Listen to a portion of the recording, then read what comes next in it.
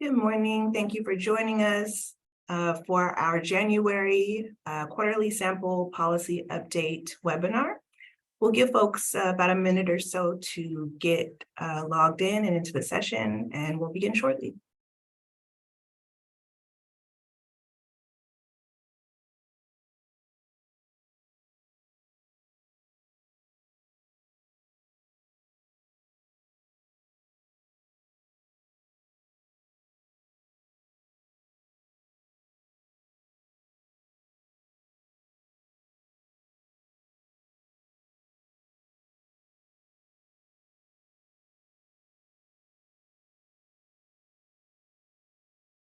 Good morning, everyone. Thank you for joining us. Welcome. Happy New Year. We are happy to be presenting today our January webinar that will reflect some important information about the GAMUT system, as well as some policy updates for you. So if you've joined us in the past, this is, I believe, the third in our series so far, and they usually reflect the most recent update packet. In this case, our most recent update packet was December, so that's what you're going to hear about today.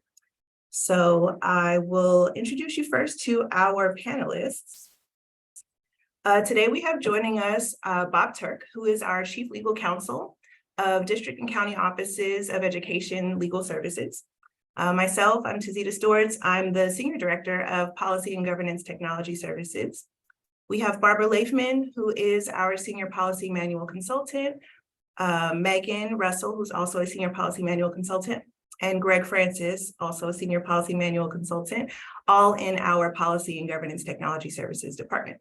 And last but not least, we have Maryela Martinez, who's a Senior Legal Services Attorney in the department, or the District and County Offices of Education Legal Services Department. That's a mouthful.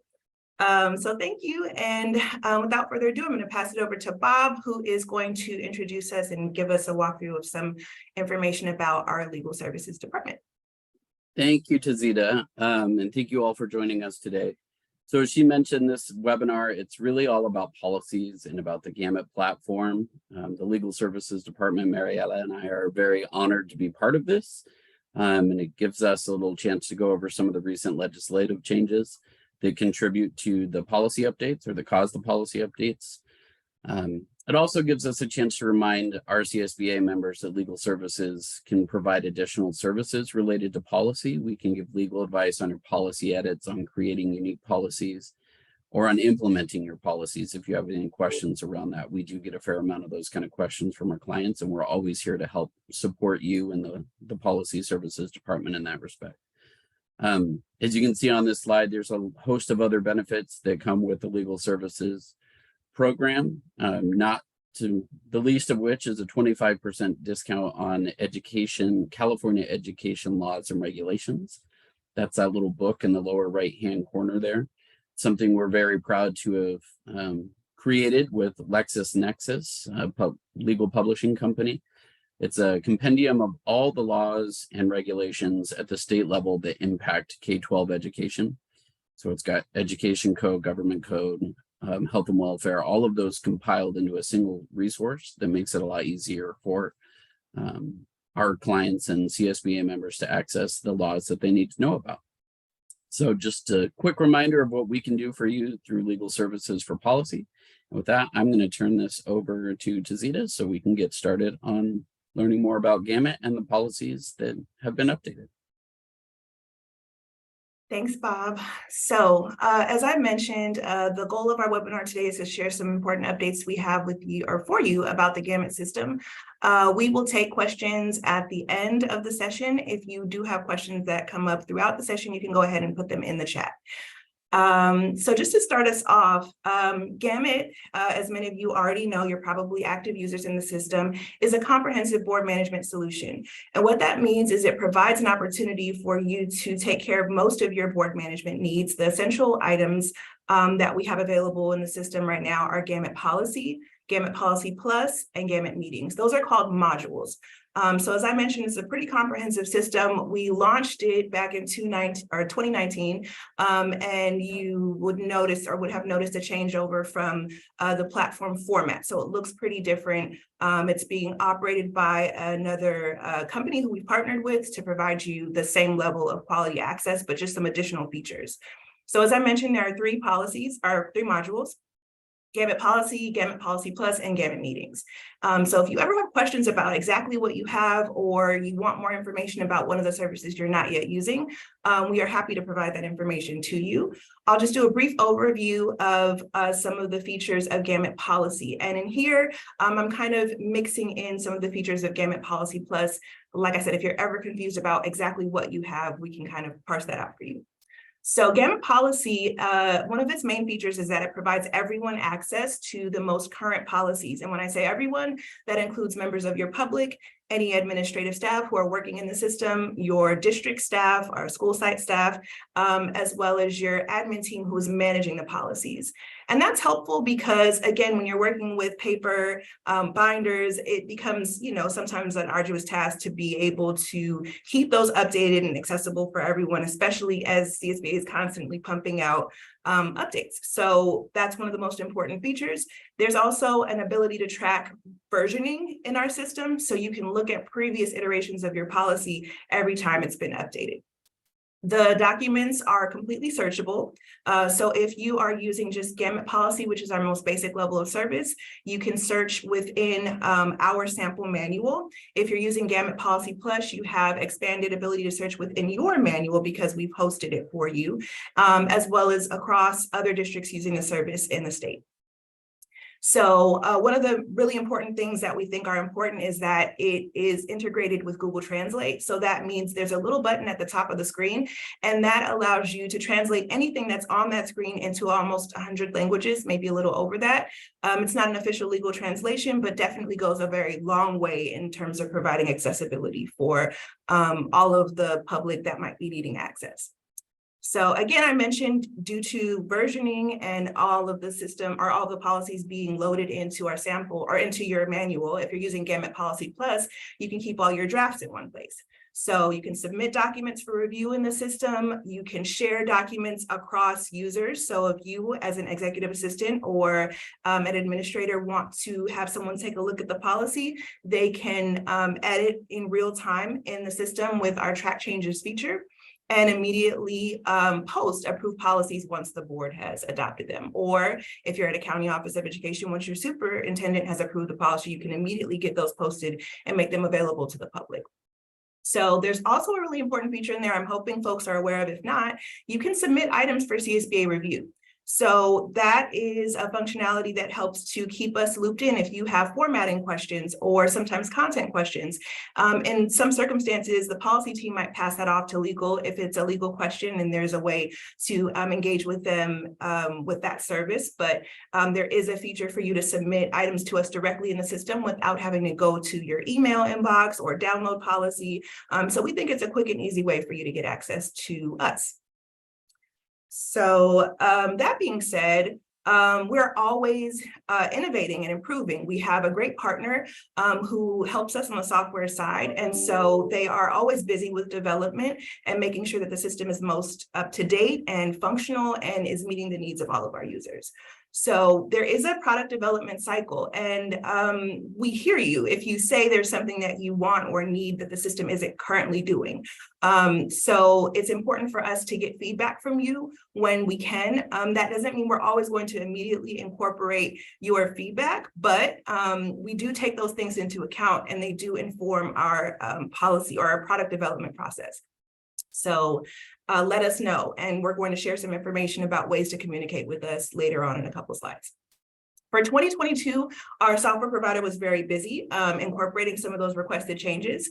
So now there are, and you already may be aware of some of these, abilities to batch copy. And what that means is if you are a GAMUT Policy Plus subscriber, you can click one button and incorporate all of the updates that we have released for that cycle. So for example, the December packet, if you wanted to take all of the policies that were updated, you can create drafts at one time. You don't have to click 20 or 30 different times to get those policies into your sample manual and start drafts as well as revisions. There's also a new feature. You'll find it at the top right-hand corner of the screen if you're in an edit window, editing any of your policies, and it gives you the ability to delete all the inline comments with a single button. So again, some of these features you may be really familiar with, others may be brand new to you. If you ever need information about how to access them or want some training on how to use them, we are here to provide that. So one of the things we've turned on for you all is the ability to add exhibits in HTML format. And that just means you have some more functioning and editing, or you have some more editing capabilities when it comes to exhibits, which used to be only available in PDF format.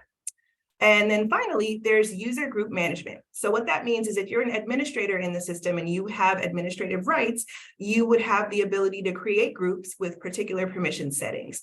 And they can be unique to your district. So let's say you have staff who all need to edit policy, you can give them editing rights. If you have staff that just need viewing, you can give them all the same rights. And those groups can be created with permission settings toggled on or off to meet your unique district needs. We also still have the same standard group, so that's staff, admin, management, and board members. If you just want to keep the standard groupings, but if you want to get a little fancier, that's now an option. So upcoming enhancements, because again, we've heard you, there will be enhanced search capabilities. Right now, sometimes our search function may not be as comprehensive as we hoped. So we'll be looking for that release here coming early spring, and we'll be sending out information with the update packet when that update is released. So as far as resources for you to be able to learn more about the system, get training in the system, resolve any problems you're having in the system, we have a full team that's here to support you. So we have our specialists who work on the front lines to answer any of your questions that come in. They're available by phone and email. At the very end of our slides, we'll be providing some information with the contact phone number and contact email. And then we have a weekly webinar series. So every Tuesday, Wednesday, and Friday, you can meet with a live person. And it usually, depends on how many folks attend. Sometimes it could be a one-on-one session. On Tuesdays, the GAMUT policy is the focus. On Wednesdays, GAMUT meetings is the focus. And on Fridays, we have a drop-in hour. And last but not least, there is our GAMUT knowledge base.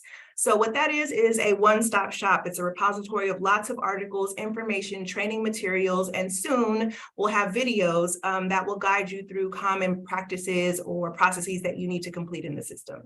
So as I mentioned, we're kind of in the tail end of a transition. And so we started this back in 2019, and it was to make sure that we had a system that was high functioning, that was efficient, and met the needs of our users.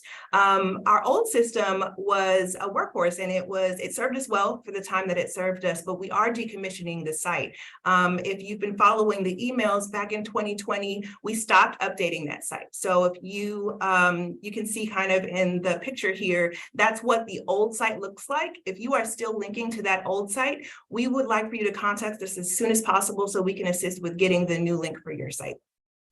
So 2021 would be the last time we would have updated anything in that site for either your district policies or our samples.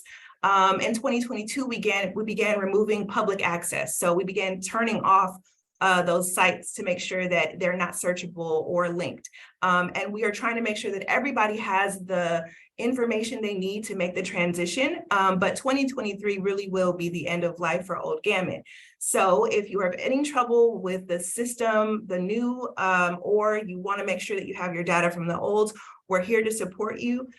We want to make sure that we get that completed and that we are effective partners in the process. So Greg's going to tell us a little bit more about the process for updating policies and kind of what we recommend and how the system can best support you. And at the end of his slides, he's going to share some information about resources. So I'll pass it over to Greg. Thank you very much, Tezeta. All right, so Tezeta talked about what the new system is and what it can do. Now let's talk about how to get in and start using it. So some of you on this call will be master users. Some of you might not have logged in. So the first thing you'll want to do if you haven't is log into the system.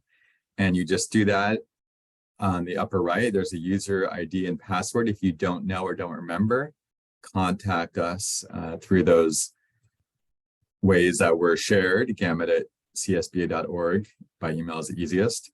The next is attend one of those weekly training webinars that Tezeta mentioned. Those are every single week. So if this week doesn't work, hopefully next week will.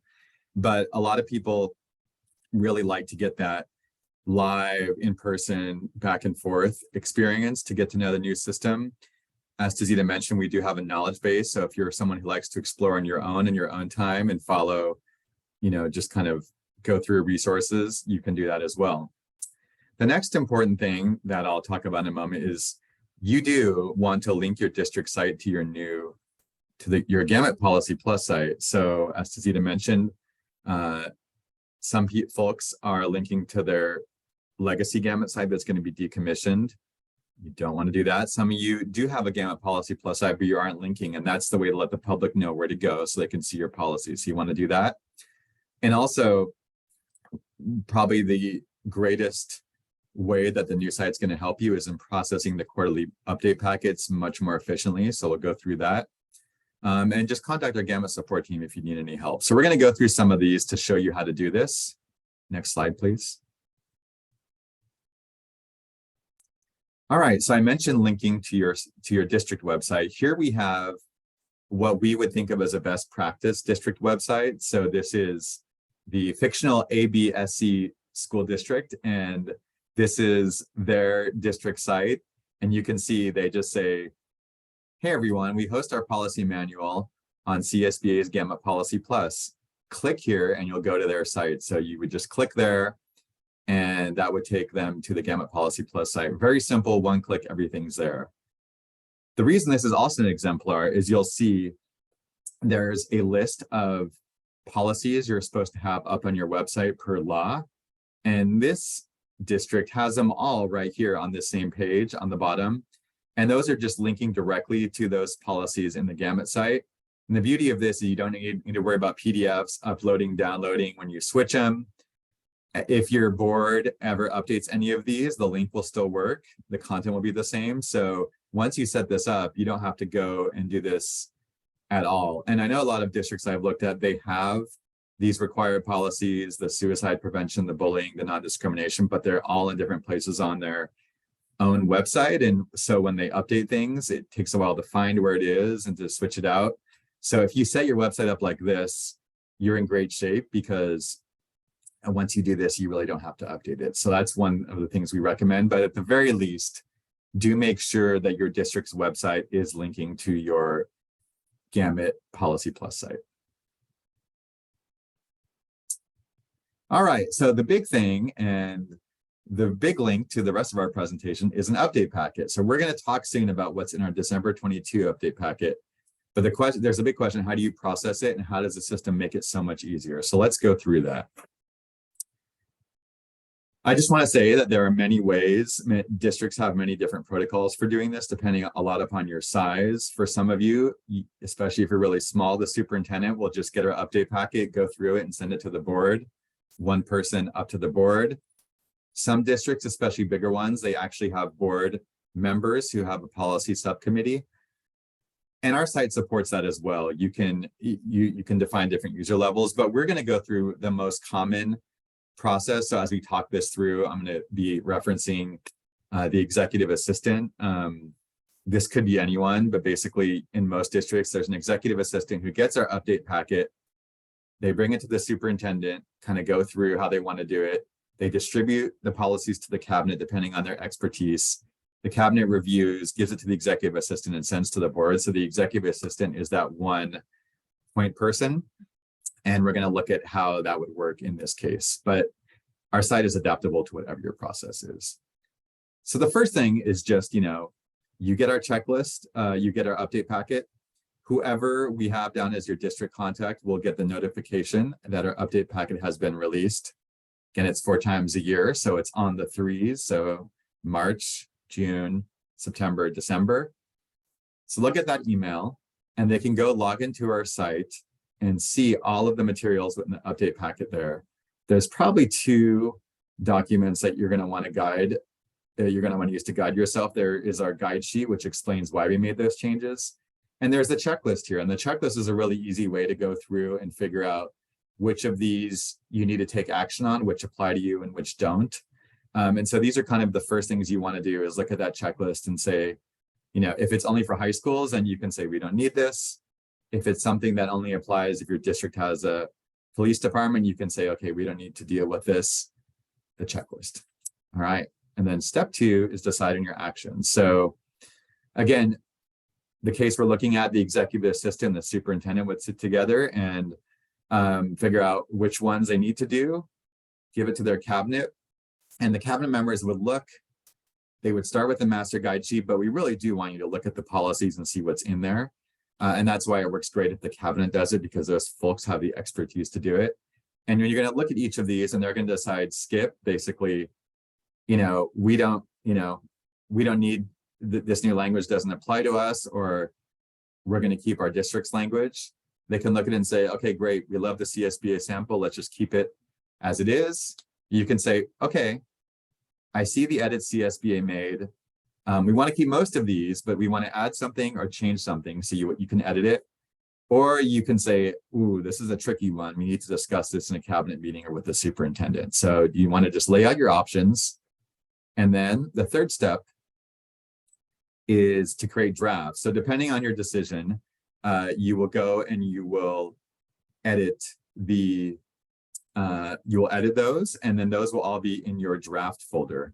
And it's very easy to create these. I don't want to go into too much depth on this call, but basically where our update packets are listed, as in this screenshot here, you'll see October. If you click in that, you can see all of the policies, and you can either copy those over to your manual one by one, or if you click at the top, you can copy all of them over. So super easy, just a very few clicks, you can copy all of these over into your manual and prepare the drafts to give to your board. Once that's done, you'll add it to your board agenda.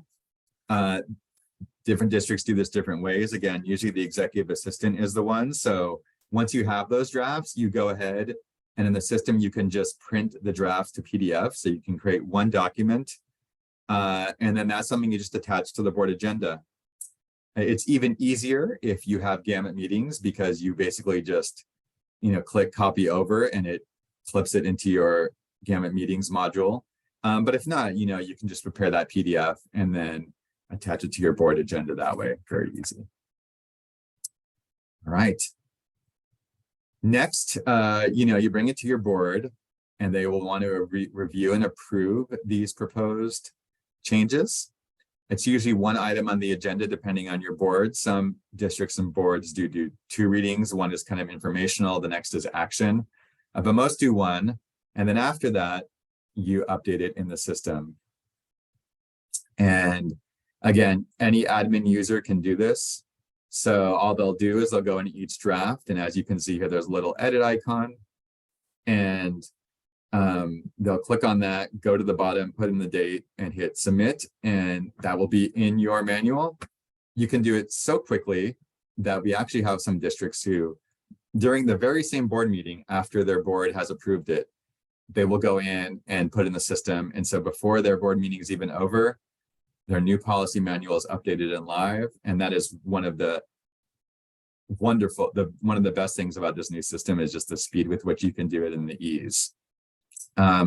You'll see at the bottom there that, if you can go back for a second, you'll see at the bottom that you can set that up so that different people can do the approval or do review. So I won't go into that now, but the system does allow other people to do that. But usually you want to choose one admin user to do the final approval, just to keep things very clear. All right, so that's kind of the update packet process. Now I'm going to give you this is our best practice recommendation at CSBA. As you see, we do our normal updates 3 times a year. We sometimes do special ones. So you'll see here, we had our normal cadence of March, June, September, and December last year, but we also had a special packet in October. So if you want to know when those are coming, that's the schedule. Again, you can publish these immediately on GAMUT after the board approves. And just one important thing we wanted to mention is it's a good practice to kind of have a placeholder to save your manual to your district server on a regular basis. So the law says you do need to have a record of your manual. And so you might want to do this every time you approve an update packet. You might want to go and print your manual and then save that on your district server. You might want to say we're going to do it every year on the annual organization meeting, although you probably want to do it more frequently.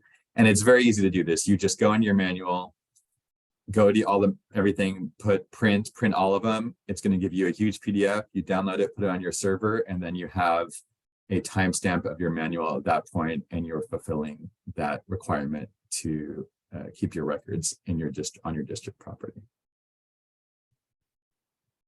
So that's kind of the annual flow. Of course, you can see if you miss several update packets, it's very easy to get behind. We do update anywhere between 100 to 100 and even 50 policies a year. So if you do miss a couple of years, you're going to have a lot to catch up on, and you can try to do that packet by packet. But we do have a couple services to help you out. One is our policy manual review. This is basically a service in which we go through and we look at the date when you last updated your policies and compare it to ours. And this gives you an idea of which policies you might need to update. So this will just tell you, hey, out of all the policies in the CSBA sample, it looks like you might be behind on these ones. So it'll tell you which ones to update. If you actually want support in actually doing the updating, we have a policy development workshop. And this is a pretty big deal. So one of our consultants will come to your offices and work with you, usually 2 to 3 days, with you all there, and you'll just go and you'll do the updates all at once. So you do need the folks there who are the decision makers, but it's kind of just a fast forward to take your manual from whatever it is to completely up to date in one fell swoop. It requires quite a bit of planning, and then afterwards you're going to bring that to your board for a global adoption, so they'll need time to do their diligence on that. But these are 2 services we have available, and you can contact us for more information.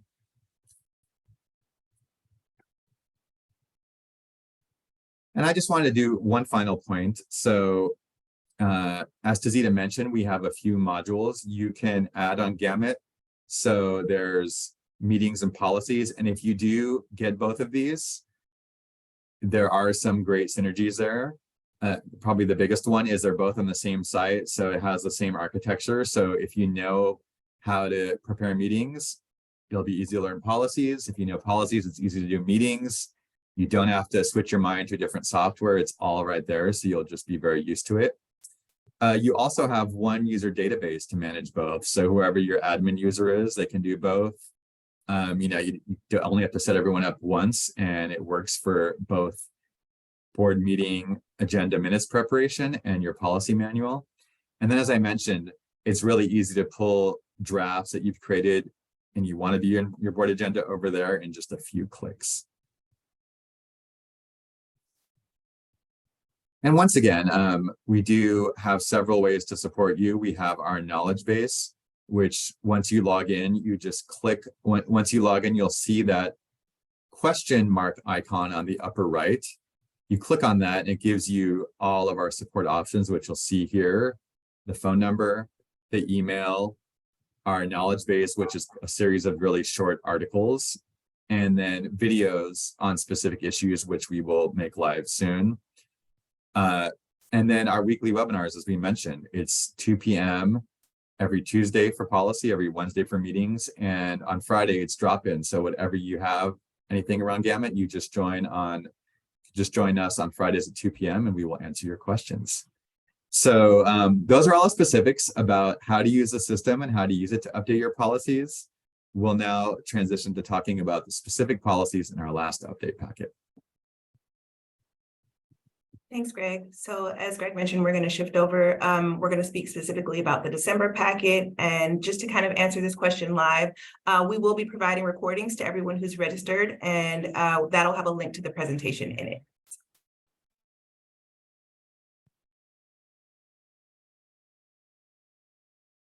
Thank you, Tezeta. I'm going to start off our discussion of legislative updates. And first, I'd like to turn to the very important SB 906, which was signed by Governor Newsom on July 21st, 2022. And it adds sections 49.390 to 49.395 to the California Education Code. So SB 906 is a response to school shootings throughout the United States, and data suggesting that 93% of school shooters planned their attacks in advance and exhibited concerning behavior and communications beforehand. So SB 906 consists of two main components. Number one, LEAs that maintain kindergarten or any grades 1 through 12 must include information related to the safe storage of firearms in an annual notification provided to parents or guardians of pupils. The content must be included in the annual note that must be included will be provided by the California Department of Education, which has a deadline of July 1, 2023 to provide that model content. And it's at this time that the LEAs can include it in their notices. And then the second component provides the school officials who have regular contact with pupils in grades 6 to 12 inclusive, who are alerted to or observe any threat of homicide or perceived threat of homicide, must report the threat or perceived threat to law enforcement. At that juncture, law enforcement must immediately conduct an investigation and threat assessment. The investigations must include a review of the firearm registry of the Department of Justice, and if there is a reasonable suspicion that it would produce evidence related to the threat or perceived threat, then part of the investigation would involve a school site search. Finally, with respect to this, if multiple school officials are aware of the threat, they may agree that only one person needs to make the report. I think we can move on to the next slide now. Okay, thank you. So let's now talk about what all these terms mean. So in addition to the obvious, school officials, for the purposes of SB 906, include board members. So you may ask yourself, in which ways would board members have regular contact with students? And this could refer, for instance, to a board member's contact with a student board member. But it's also important to note that there is no definition of regular contact in the bill. No definition of that. There are definitions of other terms, but not of regular contact. So let's move on then to threat or perceived threat, which is the most complex of the definitions and refers to any writing or action of a student that creates a reasonable suspicion that the student is preparing to commit a homicidal act related to school or a school activity. And this, for purposes of SB 906, may include the possession, use, or depictions of firearms, ammunition, shootings, or targets in association with the infliction of physical harm, destruction, or death in a social media post, journal, class note, or other media associated with a student. And it can also include a warning by a parent, another student, or just another individual. Finally, with respect to SB 906, the bill specifically states that LEAs are immune from civil liability. Immune from civil liability for any damages allegedly caused by or related to these provisions. So this means, for instance, that if a threat was reported, but then it turned out to be nothing, the LEA would not be civilly liable for any damages. So the bottom line here with respect to SB 906 is that when in doubt, report. If we can move on to the next slide, thank you. So I'm now going to turn to Public Law 117-159, which is also referred to as the Bipartisan Safer Communities Act. This was signed into law by President Biden on June 25th, 2022. So the act expands vital mental health services. I should mention it covers a host of areas, but I'm just going to highlight a few here, such as the expansion of vital mental health services. And it also provides additional support for states and districts to design and enhance initiatives that will promote safer, more inclusive, and positive school environments for all students, educators, and school staff, and prevent and respond to acts of bullying, violence, and hate that impact school communities. The Act also includes, importantly, a number of reforms to the current process for the purchase and acquisition of firearms. So, for instance, accessing juvenile records, where before they may not have been accessible. The Act also attempts to stop illegal trafficking of firearms, and it attempts to do this by implementing fines and prison time for individuals who purchase a weapon for someone else, often referred to as straw purchasing. And it also imposes stronger penalties if that weapon is found to have been used in an act of terrorism or drug trafficking or to commit another felony. That's all I've got for this act, and I'll now turn it over to Bob, who will discuss cybersecurity and bicycle and scooter safety. All right, thank you very much, Maryela. So this one is particularly appropriate given that this week is actually Data Privacy Week. So we're going to talk a little bit about some of the legislative changes regarding cybersecurity. You're probably all aware of the recent attack that LAUSD suffered, where some 500 gigabytes of data ended up getting posted out on the dark web. And so it's no surprise that cybercrime is becoming a growing area of concern when those kind of attacks are happening. For schools, cybercrime often takes the form of ransomware attacks. Recent reports showed that there was a 127% increase in these types of crimes, cyber or ransomware attacks specifically, across all sectors of our economy in the United States in 2021. And then just in the first half of 2022, there was an additional 11% increase on the attacks specifically targeted at schools. And it's worth noting that these kind of attacks are often underreported. So the numbers we're looking at here are probably low and don't really show the full scope of the problem that we're dealing with. So not surprisingly, the legislature took some steps to address cybercrime, and specifically cybercrime with respect to LEAs and our education community.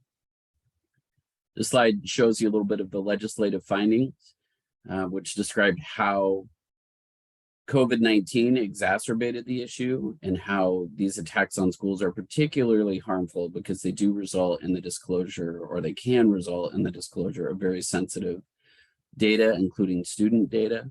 So in addition to things like bank accounts and legal documents of the district or the LEA getting released, private student data is getting out there, which could include social security numbers, and in some cases, even health records, vaccine records, or even psychological assessments of students. So it's a critically important area that we need to pay attention to. So I'm glad the legislature acted on this. And it's worth noting, although it wasn't called out in the legislative findings, that one of the reasons schools in particular are targeted is because we're education agencies, right? We are not equipped with the infrastructure typically to fight these kind of attacks, nor do we have the funding to really pay for a lot of that infrastructure. So that has sort of highlighted schools as a target for these criminals. Next slide, please.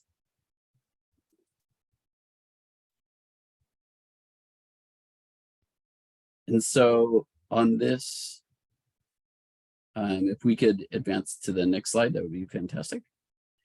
Oh, I'm sorry, back one, I was off. And so AB 1352, that's the first bill we'll address here, that authorizes the military department at the request of the LEA and in consultation with California's Cybersecurity Integration Center to perform an independent security assessment of the LEA, or even an individual school site that's under the LEA's jurisdiction. And so basically what this is looking at that school site system and how accessible is it, or how vulnerable is it to cybersecurity or cyber attacks. CalSIC, for those of you who don't know, it's been around since about 2015. It's part of OES, the Office of Emergency Services. They coordinate information sharing at all levels of the government. And that includes utilities and other service providers, academic institutions, and non-governmental organizations as well. So this is an important tool because you've got to remember cybercrime is being underreported. And if it's not being reported, it's very difficult for us to know how to create the tools to fight it. So CalSIC, that's part of their mission, is to gather that information and to provide tools and resources to help you with cyber attacks. Under AB 1352, the cost of these assessments are to be paid by the LEA, which seems a little bit ironic considering that part of the reason we're targeted is that we don't have the funds to create that infrastructure to defend against these attacks. But I can say with certainty that the cost of doing an assessment is going to be far less than the cost of actually becoming a victim. So it's worth it to do these assessments to figure out where are your vulnerabilities to protect your LEA and your students and your employees and all their data. The information that is gathered during these assessments are not subject to PRA requests, so you don't have to worry about any of that information getting disclosed, at least by CSEC. Next slide, please. So the other bill that the legislature passed this year addressing cybercrime is AB 2355. This one is only effective actually through January of 2027. And what it does is requires districts, county offices, and charter schools to report any cyber attacks that affect more than 500 students or personnel. And that gets reported to CalSIC. It also defines cyber attacks, so you know exactly what it is you have to report. And a cyber attack is any alteration, deletion, damage, or destruction of a computer system, network, program, or any data caused by an unauthorized access or the unauthorized denial of access to a legitimate user of a computer system, network, program, or data. So it's a pretty broad definition. And although this requirement really only applies to cyber attacks that impact more than 500 people, because you don't often know the full extent of the breach or exactly what data was obtained or how far that criminal activity extended into your network, it's a good idea to just remember that reporting these attacks, even if you think it's less than 500 people, is going to lead to a safer system for all of us. You know, in California, we're lucky to have Silicon Valley in the heart of all of the world of cyber security. So the more that we can report and the more that we can collaborate on what is happening and how these attacks are happening, the better off we will be in terms of defending that. So CalSIC has been charged with establishing a database under this bill, and that database is going to track the reports of cyber attacks, the number, the type, and those kind of things. And by January 1st of each year, they will be providing a report to both the governor and the legislature that's summarizing the types and numbers of these attacks, specifically on LEAs. And the intent here is to help provide resources and tools so we can better defend against this. Next slide, please. Okay, so we're going to turn a little bit away from cyber attack to another new technological advancement. If you happen to have kids or live in a neighborhood with kids, I'm sure you've seen electric scooters zipping around the neighborhood. These are great devices. They're a very fun alternative to bicycles. They can be incredibly fast. Some of them reach speeds of up to 20 miles an hour or even faster. And not surprisingly, as they grow in popularity, we're also seeing some new laws related to these kind of devices. So AB 1946 is one of them. And this law basically requires the California Highway Patrol to create a statewide training and safety program that they will need to have created by September 1st of this year. Those programs need to be posted on CHP's website. And not surprisingly, they do coincide with the upcoming school year. And so you'll see here in AB 2028, under this law, districts are now authorized to have law enforcement agencies or other agencies provide time. Districts are authorized to provide them time and facilities to provide this kind of safety instruction. So we're moving kind of beyond just typical bicycle safety to bicycle safety, as well as these other modes of transportation that, because of just the nature of them, they're a little bit unique. They have some of their own inherent dangers and own inherent things that kids would be better served if they have some safety training on. So that's what this bill is all about. The other agencies referred to in AB 2028 are actually defined in the Ed Code under Ed Code section 38134. And those include groups like the Girl Scouts and Boy Scouts of America, YMCA, parent teacher associations, and rec sports leagues, those kind of things. So this law is really about making sure when the kids are out there having fun on these scooters and using them to get to and from school, that they're being safe. And with that, I will turn this back over to Maryela. Thank you. Thank you, Bob. Let me wrap up our section on legislative updates by discussing SB 1100. So my discussion will be brief because Meghan is going to cover it in more detail in the context of her discussion of Board Bylaw 9323 towards the end of the seminar. But I do want to make a couple of points regarding SB 1100. And that is that after a period of escalating hostility during public school board meetings, as you're all aware, on August 22nd, 2022, Governor Newsom signed SB 1100, which became effective on January 1st, 2023, and provided much needed guidance regarding the handling of disruptive individuals during public meetings subject to the Brown Act. Prior to the signing of the bill, the Brown Act did provide some guidance, but very little explanation regarding how public officials could handle disruptive individuals during public meetings. And SB 1100 provides that guidance. It reads as noted on the slide here, and I don't have very much more to say regarding SB 1100. As I said, Meghan is going to go into it in much more detail, but I do want to now turn it over to Barbara to start the discussion of policy updates. Thank you so much, Maryela. So when we talk about school safety, it's important for us to all always remember what matters most.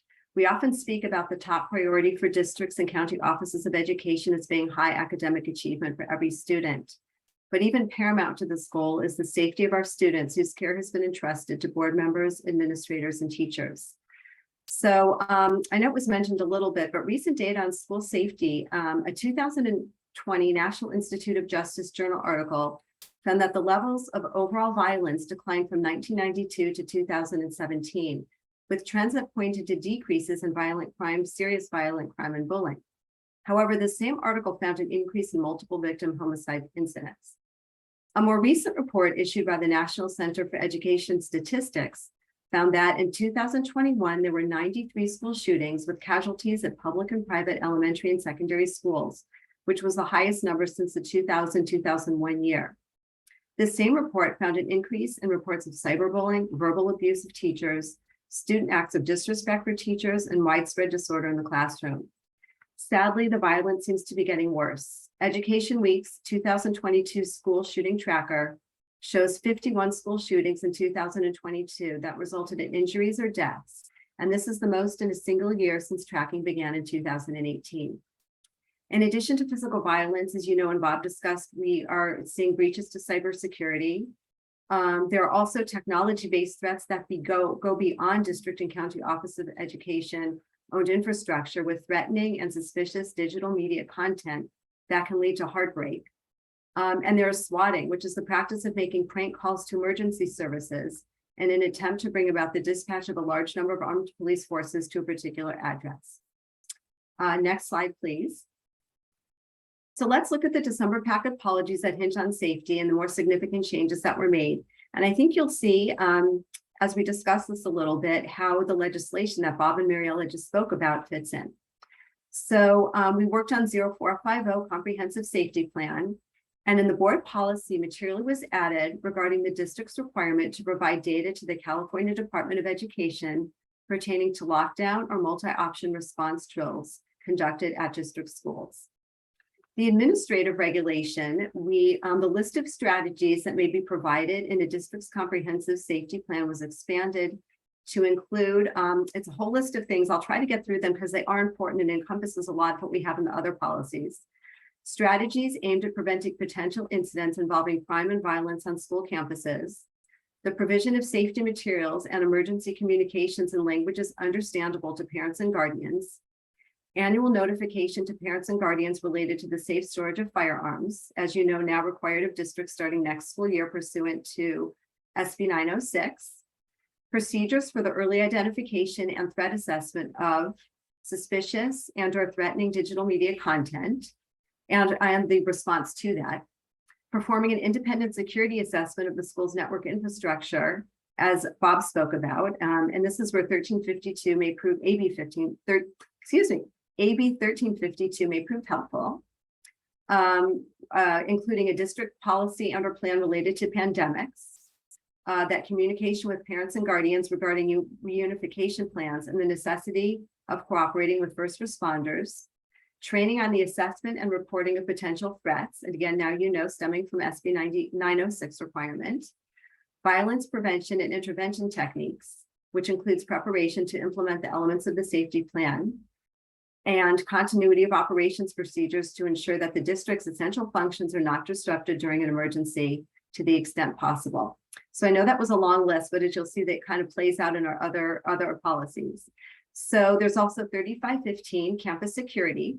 And in the board policy, we stressed and really highlighted the importance of the superintendent or designee to regularly review current guidance regarding cybersecurity and digital media awareness and incorporate recommended practices into the district's processes.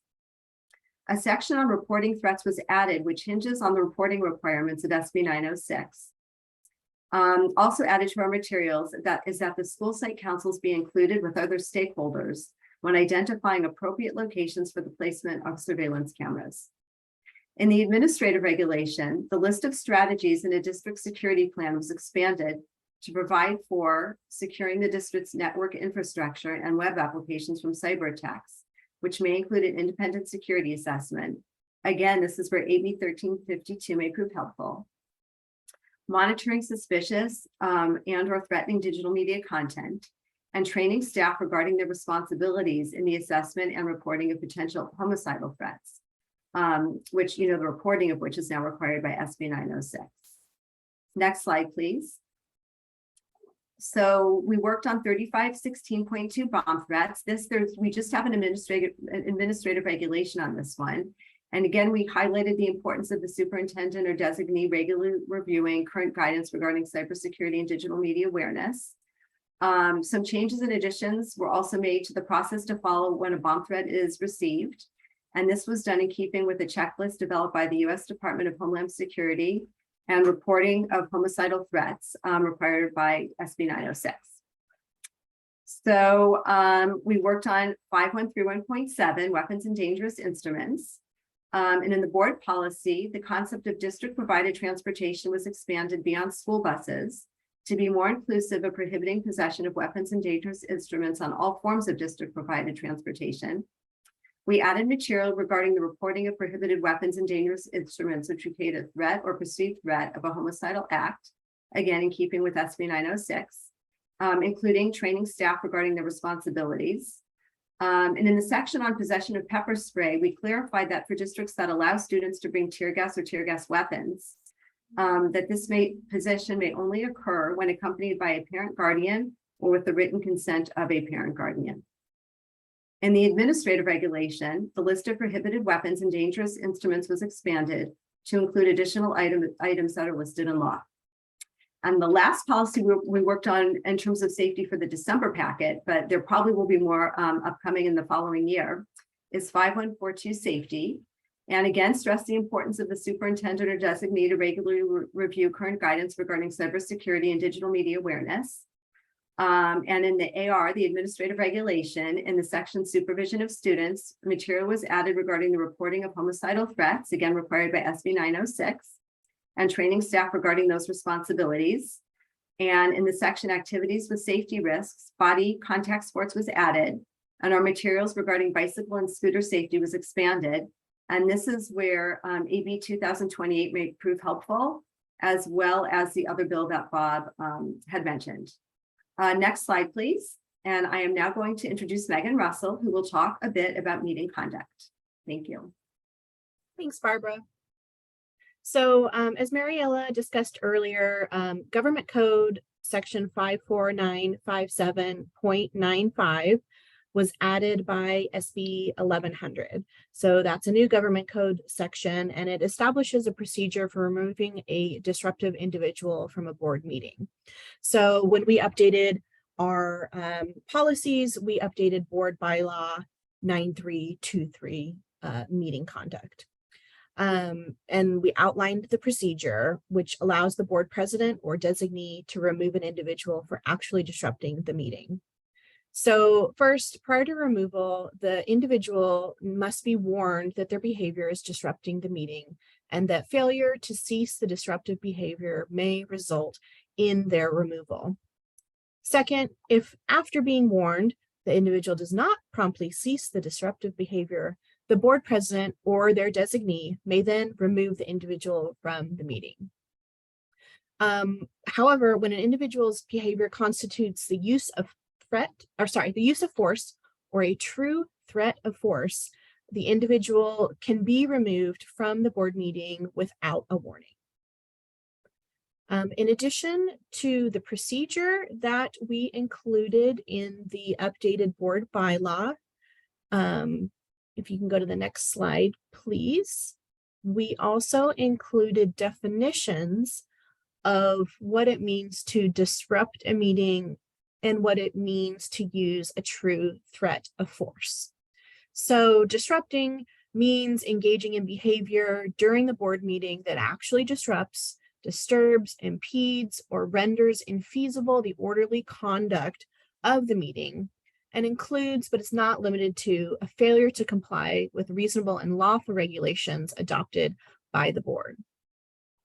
And then a true threat of force means a threat that has sufficient indicia of intent and seriousness that a reasonable observer would perceive it to be an actual threat to use force by the person who is making the threat. We also made a couple of more changes to board bylaw 9323. And so we clarified that when disruptive conduct occurs, the board may decide to recess the meeting to help restore order, or if removing the disruptive individuals or clearing the room is infeasible, the board can move the meeting to another location.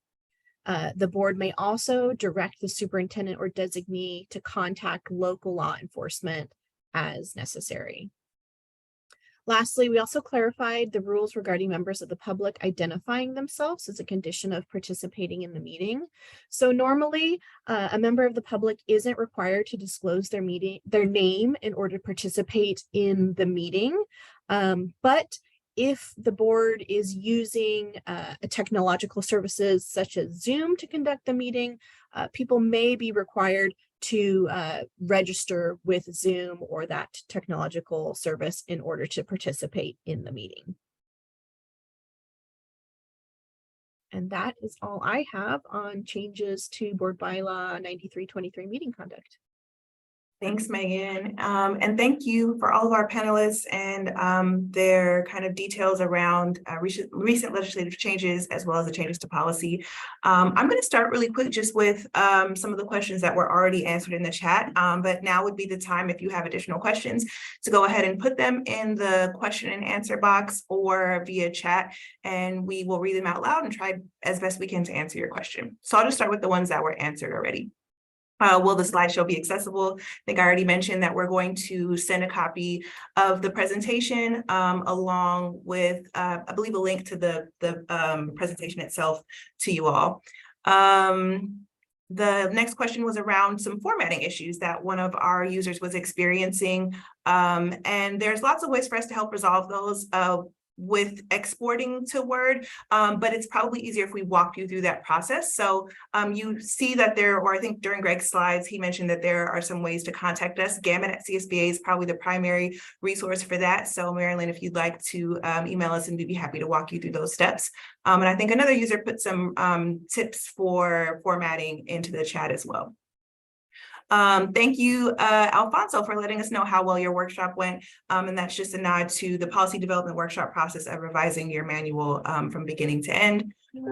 Also, I think there was a question about, are there policies to align with AB 1946 and AB 2028? So they're in the chat, you can see, or maybe you all are not able to see that, and that's why I'm reading them. There's AB 1946 is reflected in AR 5142 safety, as well as 5142.2 safe routes to school. They were both in the December update packet, but there'll be some additional edits coming later on in March. Let's see, if there are, like I said, follow-ups that we need to schedule, we can definitely reach out to you directly. But if you have questions about any of the content, you can reach out to us at gamut@csba.org. I think, oh, okay. The cost of services are dependent on your ADA. So if you're looking for a quote, we'd be happy to provide that to you, again, by contacting gamut@csba.org. Let's see. So I'll go to some of the open questions now that haven't been answered yet.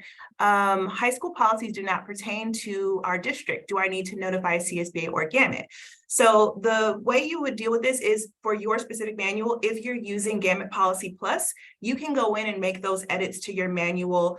You can pull down the samples. You can take them to your board, and usually you're presenting them with edits. In this case, you might be deleting a policy completely, but that can be done through the regular policy update process. You don't need to notify us specifically unless you have questions. If you have any questions about the process I just outlined, Sandy, please reach out to us at gamut@csba.org and we can give you further details around that.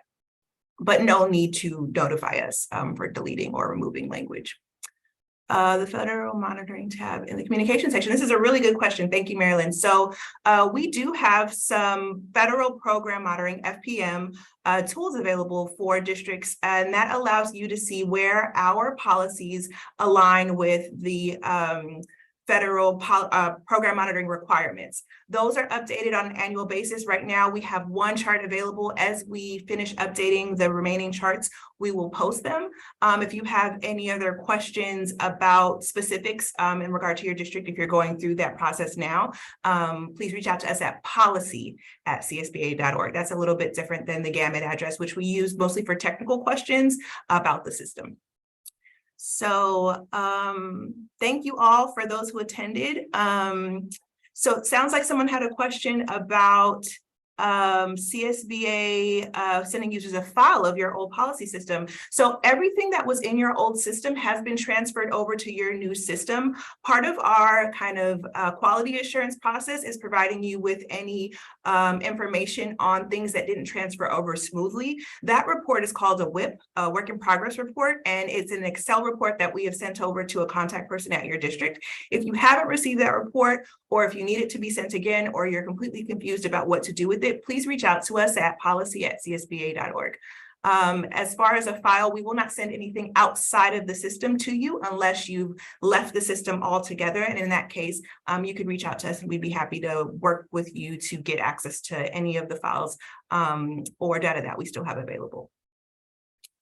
Am I missing any questions? Oh. And I have trouble when I'm searching for a policy. It seems to always refer me to a charter school policy. It could be a filter that I may have on. Oops, sorry. I think that's moved to an answered question. So let me go here. I have trouble when I'm searching for a policy. It seems to always refer me to a charter school policy. It could be a filter I may have on. It is probably likely that our system is using something called sticky filters, which makes it easy to go back to the last place you searched or the way you last searched in the system. But sometimes it can be confusing to make sure you're getting a comprehensive search. So again, if you have some time, you can reach out to our GAMUT team, gamut@csba.org. Otherwise, if you'd like, you can leave your information in the chat and we can reach out to you. All right. Will CSBA be addressing the updated AB 2449 updated Brown Act virtual meeting requirements? Bob, do you want to take this one? It says you want to take this one live. Yeah, thank you, Tezeta. So we will be addressing AB 2449. Brown Act doesn't change often, but it has a lot during the COVID era because of telecommuting and whatnot. So we'll be addressing that. The Legal Services Department also does a Brown Act training where we go over this, and we're happy to sort of walk you through the process. But essentially, this creates another tool for boards to be able to appear remotely. And there are certain restrictions and parameters that you need to file with or comply with. So feel free to reach out to us, and I can also get in touch with you, Kristen, and we have some resources for you on that as well. Thanks, Bob. Any other questions about either the system, the content provided, or anything policy related?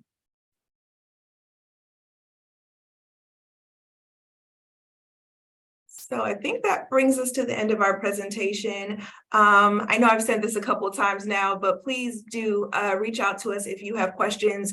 We have folks available at Legal Services who can usually walk you through the process of enrolling in legal services so that you can receive legal advice or just providing you with information about their resources. Our two best ways to get in touch with us are via gamut@csba.org or policy@csba.org. And we do have a phone number, which was referenced in the earlier slides.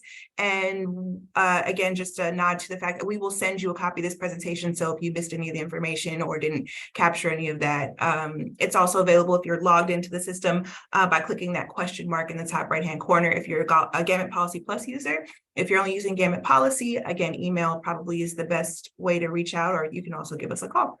So thanks for joining us. We look forward to seeing you all in March for our next update webinar.